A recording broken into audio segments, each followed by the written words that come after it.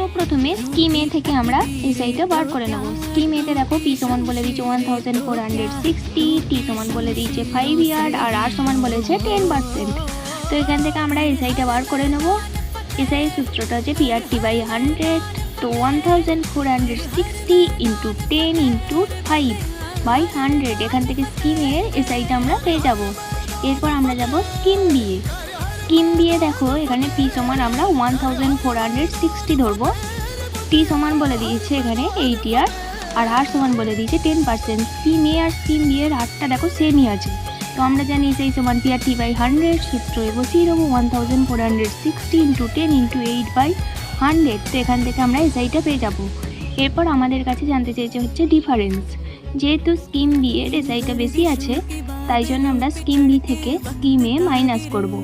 তো 1168 মাইনাস 730, দেখো এখানে অ্যান্সারটা বেরিয়ে যাবে 438 অ্যান্সার। ভিডিওটা ভালো লাগলে লাইক করে দিও।